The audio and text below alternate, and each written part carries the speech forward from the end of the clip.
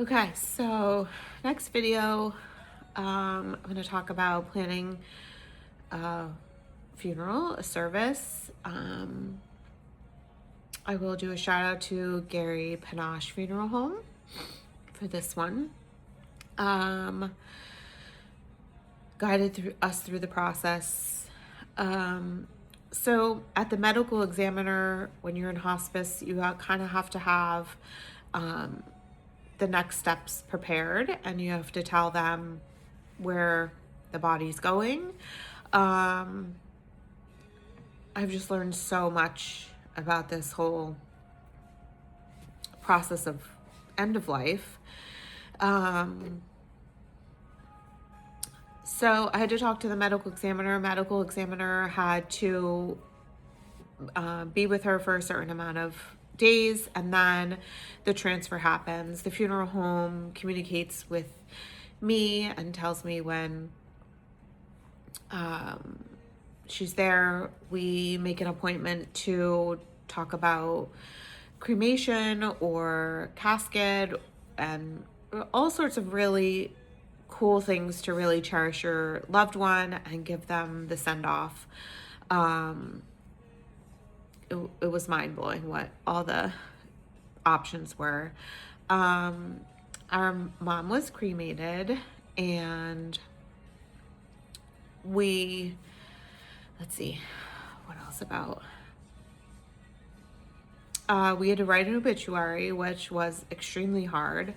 How do you put someone's whole life into like a little paragraph or pick the best verse? My mom was religious, loved Jesus, and picking her favorite verse. And then you go down the rabbit hole of which one was her favorite, and what's her favorite color, and what's the favorite this to put on this obituary. And that was a hard decision. Which picture to put? Do you put a young picture, an old picture, a new picture?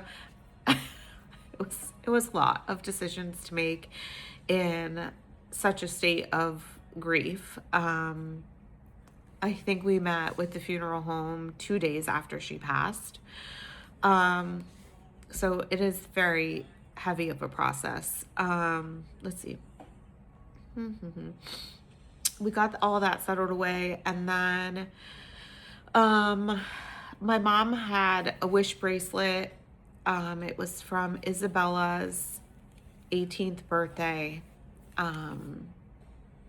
And she had her wish, and we asked her, do you want to take your bracelet off for surgery, for this, for that? She's like, no, I want to leave it on, leave it on. For the medical examiner, I had to remove the bracelet. And then I gave my daughter the option, would she like the bracelet back, or would she like the bracelet to be put back on Awilla? And she said she wanted the bracelet to go with her. So before my mom was cremated, we were given the option to go and see her, and I made the decision to want to go and see her. I just felt like I let her down. I wasn't watching her. I wasn't following every step, hovering. I just wanted to make sure it was her. I had this like idea in my head that it wouldn't be her. They would switch her out, and I don't know whose ashes I'd have, and I just needed that peace of mind. So we were given the option, and I decided that's what I wanted to do.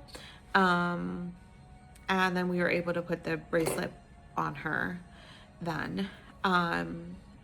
She looked just beautiful and peaceful, and they did a really great job.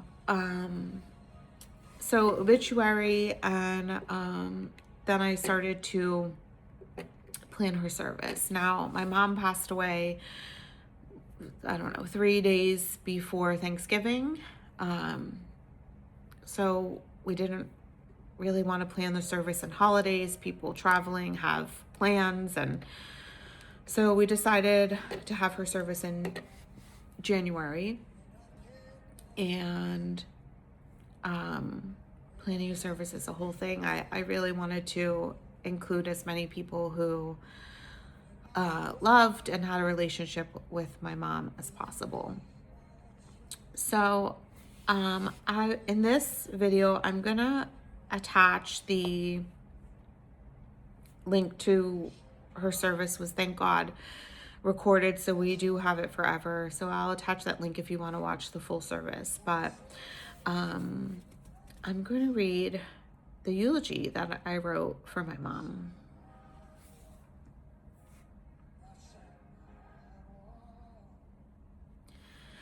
Okay.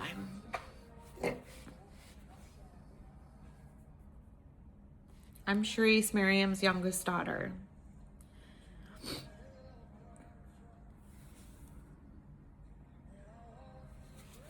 My mom's name, Miriam, is my middle name. Thank you all for the prayers for my mom and for us. Thank you for the messages you sent my mom while she was in the hospital. I read and played each one for her. Thank you for all the messages, cards, flowers, and care packages sent to the house for us. Thank you for the hugs and the wish I could hug you right now.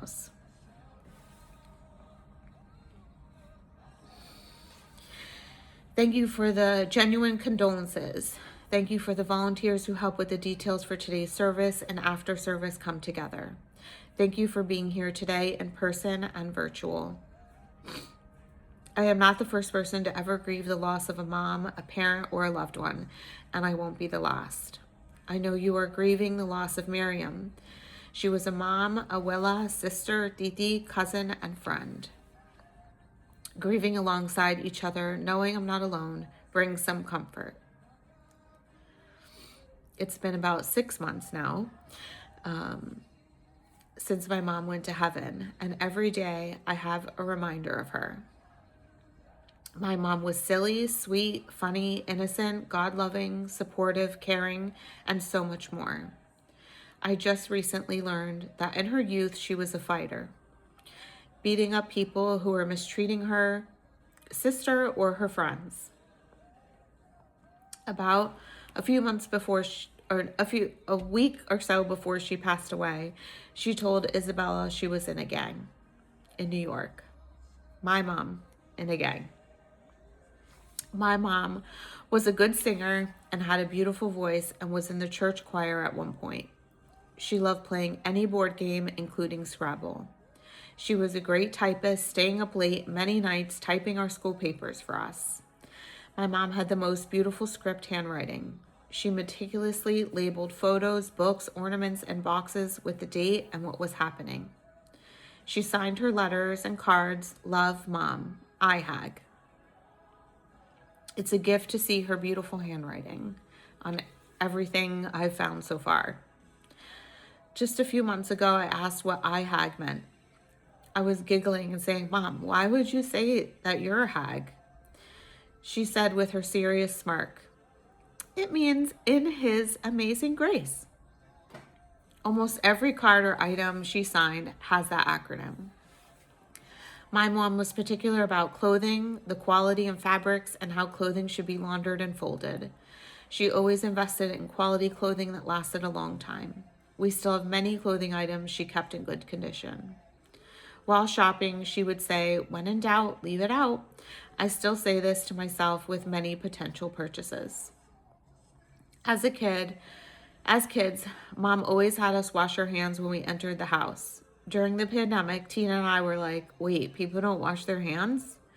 We also could not sit on the bed with our outside clothing on or put our backpacks on our bed.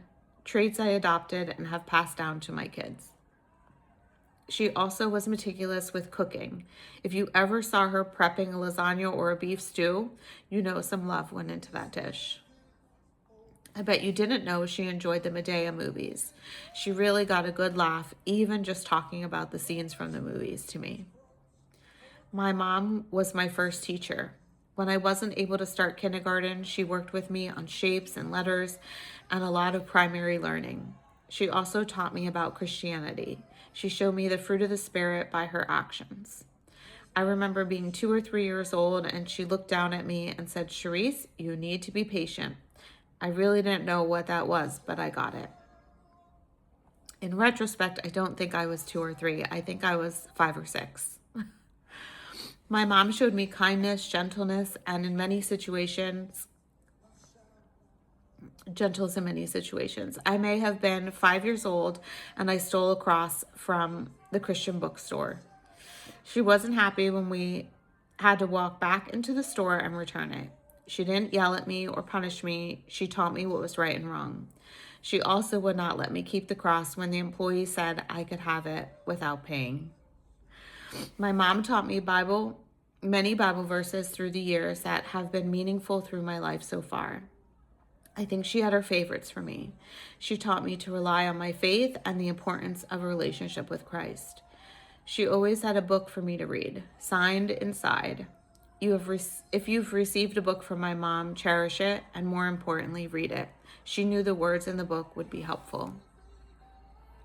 My mom taught me how to be a mom I am today. That's the one thing I always wanted to be like her. She just loved me, loved us right where we were. My mom helped me with my kids when they were babies. I could not have trusted anyone more. There are some really good stories and memories my kids and her have together. Isabel and Romelio got some of her best years as a Wella. My mom had this daily devotional, a word in the day. The booklet was something really important to her. If it didn't arrive in the mail on time, me and Tina heard about it. I read it to her each day she was in the hospital. Each day that week, the devotional prompts were about forgiveness, about how has God worked through her how has God worked through her in the family, about sharing God's deeds and leaving a legacy of faith.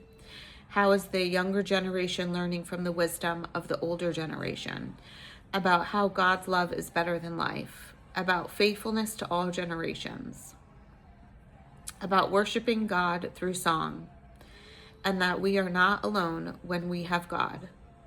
The final day I read her the devotional, it said, "The Lord is good, and his love endures forever."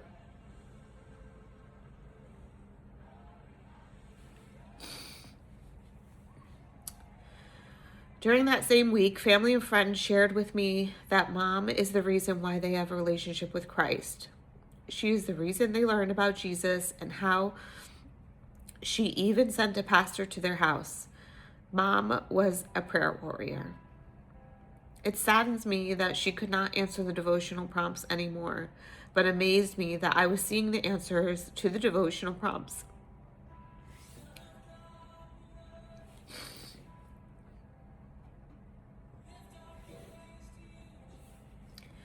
Her legacy was sharing Jesus with family, friends, and neighbors, and just being who she was. My mom was strong. She endured a lot of trials in her life, and she relied on her faith through the good and the bad. I truly believe that in the last few months of my mom's life, she made amends with things that were really bothering her or tough for her. I experienced her having an even gentler spirit, which I think led to her wanting to be baptized. That video made her belly laugh, and she loved sharing it with others. I'll probably attach that also. During the 2 weeks I was going to the hospital, the word perspective kept coming to me. What happened to my mom was horrible, but I changed my perspective from horrible to seeing blessings. The blessing that she got you to come to church today. You know who you are. I am sure she would have loved for you to go with her, but you're here now, and I know she's smiling. The blessing she brought family together that may not have come together. The blessing we were all able to be united by her side to the end. The blessing that as hard as the holidays were, I was blessed to have my mom for 2 more years after her last surgery, holidays and regular days. The past 2 years were a challenge, but also a blessing. I was still practicing that patience. We were able to make a lot more memories, have a lot more laughs, and a lot more time together. We enjoyed the big and the little adventures together, hanging out on Wednesdays and Saturdays, and when my schedule allowed, more days. On our days together, we liked walking around stores, and since she's been gone, going into these stores isn't the same. To be honest, anywhere I go is tough. She loved helping me any way she could. I wanted her to relax when she was over, but she wanted to help. She washed, dried, and folded many loads of laundry. We also played games like memories, categories, watched a lot of Hallmark, and a bunch of other shows. I'm not sure I'll be able to finish. My mom loved seeing her grandkids and hearing about what they were up to at school and life. She loved all the babies in the family. I even found a lot of their birthdays in her calendars. She enjoyed watching Mike fish out back and especially loved when he brought home fish to eat. She would say, "Mike, you know, Jesus was a fisherman." You couldn't tell by my mom's eyes, but oh, she loved to eat. One of her favorites, McDonald's fish sandwich, which I could not understand. So as I was in the drive-thru, she would say, "But with no cheese, okay?" We had a good laugh about why anyone would put fake cheese on a fish from McDonald's. Mom did not discriminate.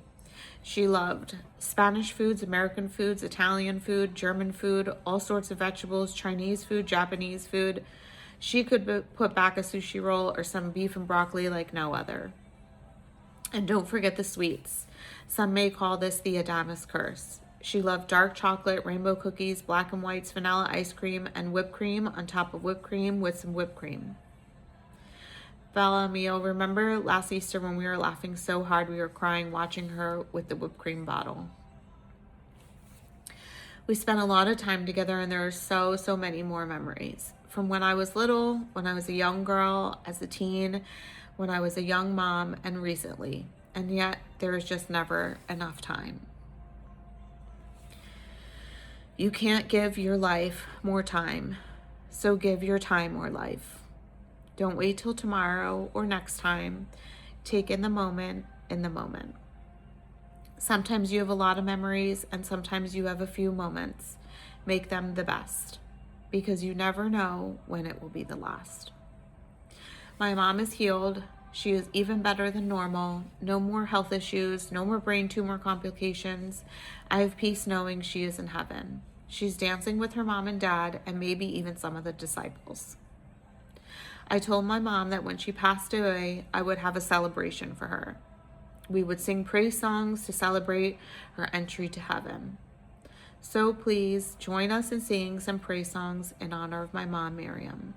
As she would say, Jesus loves you.